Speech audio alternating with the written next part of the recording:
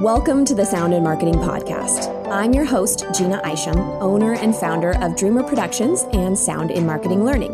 I create, consult, and educate brands and individuals on the power of sound in marketing.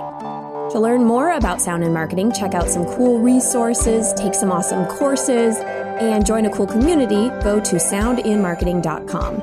If you're a brand that needs help navigating the soundscape, want to get a more specific assessment of options and trends in sound or voice first, or you're looking to create some custom and curated sound, go to Dreamr Productions, that's DREAMR Productions.com, and let's discuss. Now onto the show.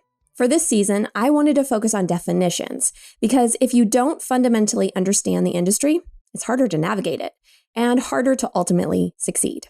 And that's why every episode will start with what is.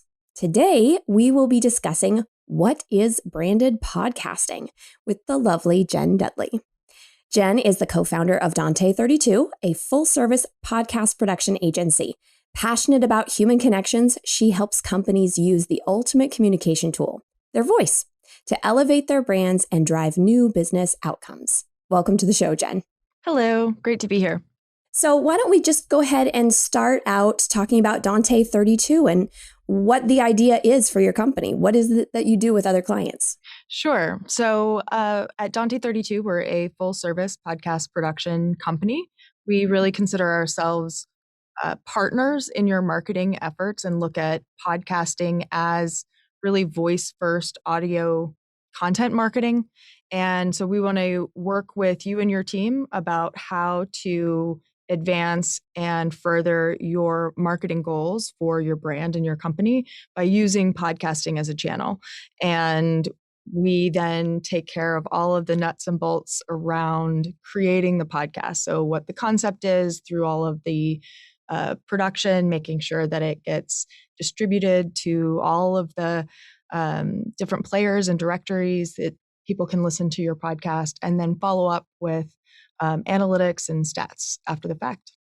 I know that a lot of companies might be thinking, well, I know podcasts do true crime stories, and I heard something about Marvel doing their series. Wolverine did something. Like what on earth does, like, say, a bank have to do with podcasting? How would you facilitate something like that? One of the best sort of short one-liner descriptions of branded podcasting that I've heard was from a number of years ago in Fast Company, and it was branded podcasting is the ads that you actually want to listen to, something along those lines. And I think that's certainly one way of looking at it.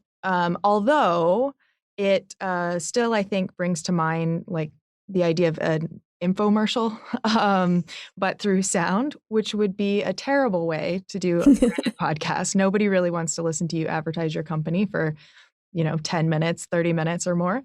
And so I think instead it's really more looking at creating an avenue and a channel for your brand in a way that maybe if you think more like a media company, my co-founder was really fond of saying all companies need to become media companies ultimately. And it's about sharing your story and your message and your brand in all of the ways that you can and building that as part of a long-term strategy. And sound and audio is a really fantastic way of building that personality, frankly, for your brand.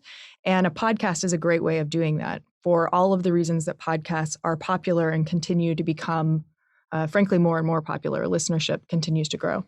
And so, because I feel like, let me just clarify this because I'm not entirely sure. So you do branded podcasts, but do you also do like the advertisements that would run in podcasts, or is it just the podcast itself? Fantastic question. So we as a company don't do the advertising inside podcasts. That is a huge space and industry in and of itself. And it is one way that a lot of brands choose to engage or try to get in front of the ears. It is interesting how often we use visual metaphors, even in sound. That is one common way is brands, we've all heard Casper mattress ads and everything else and major brands that are advertising inside popular podcast. Branded podcasting is in a lot of ways the alternative to that. So rather than advertising on someone else's podcast, is creating the content yourself. And so you have the whole podcast to tell your story and develop your brand in that relationship with your listeners. And oftentimes there aren't ads in those at all, or sometimes there are, sometimes they're sponsored by kind of partner companies or like similarly aligned businesses. But often it's just the content itself. I think it would be interesting, probably pretty kitschy, if a brand did their own podcast and then interrupted it with their own commercials. Just because we're used to the commercials, so why not like double advertise?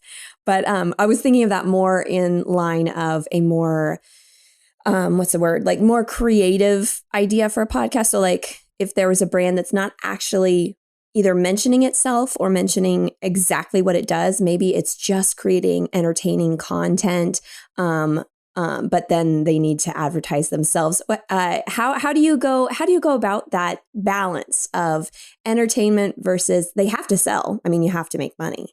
And I think a lot of that is, well, it's really unique to the particular company. That's something I've certainly found. You know, every situation, every podcast, every company's needs is slightly different, which is one of the things that keeps things interesting and why I like what I do. And so the balance comes down to what their specific goals are and what their target is. And I would say anytime you're creating a podcast, frankly, for any reason, but especially as a business and taking a branded approach, is go into it with the idea that it's a long-term strategy. So this isn't something where, you know, you're doing a paid ad campaign and you want to get immediate results and, you know, you're going to see how many people come through the door because of this particular sale that you've done. Creating a podcast oftentimes is best to look at as both long-term, you're creating evergreen content, things that you can build on and reuse. And so the results might take a while to show up and maybe different than you're initially expecting. So setting those expectations with a company and a brand up front is a big part of what we do. And as far as the balance, again, I think it comes down to the personality of the brand. You know, you had mentioned kind of a kitschy approach of advertising yourself.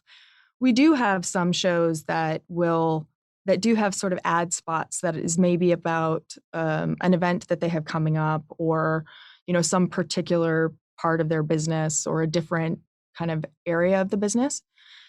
And just recently I was talking to someone about developing an internal podcast, and that's sort of a subset.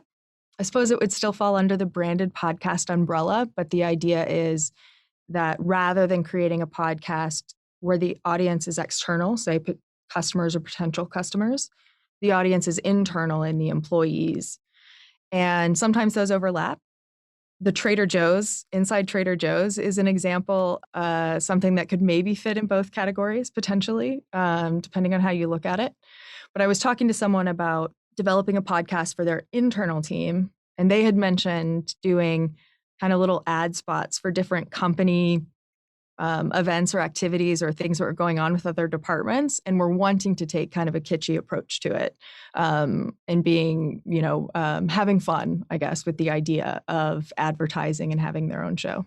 What would you say, because I'm sure you work with lots of different industries, different clients and such, what would you say would be like, you don't have to name names or anything, but like the most challenging yet exciting production you've put together? You know, it's tough sometimes to come up with stories because the outside version of it is never going to, feels like it quite captures the difficulty or sort of what was going on in the moment.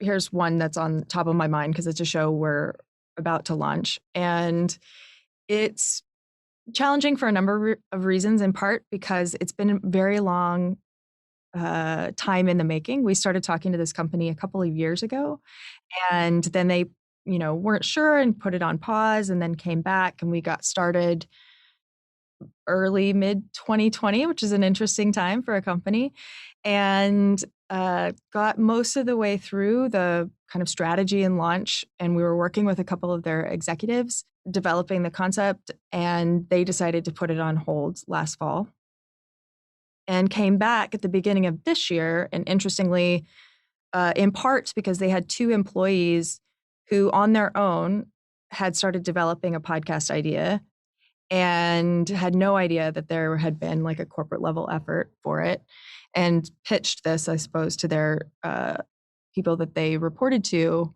and anyways, got connected. And so the podcast came back to life, but with a totally different perspective. And it was really from the frontline employees' perspective and wanting to tell their story. And they've just been lovely to work with, frankly, and have so much enthusiasm.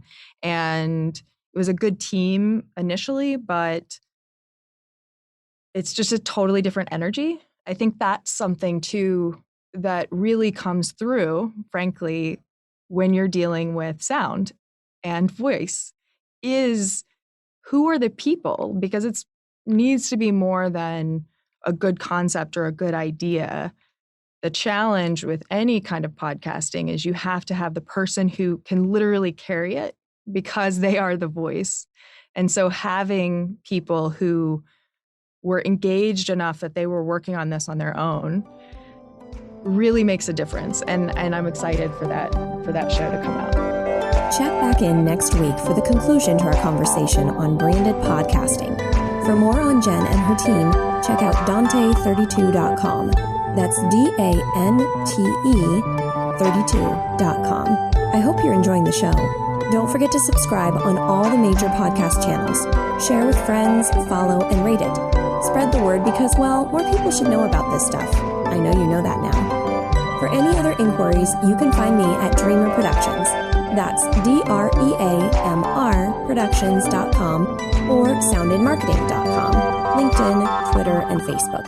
You can also email me at Jeanna, JEANNA, at dreamrproductions.com. All links will be provided in the show notes. Let's make this world of sound more intriguing, more unique, and more on brand.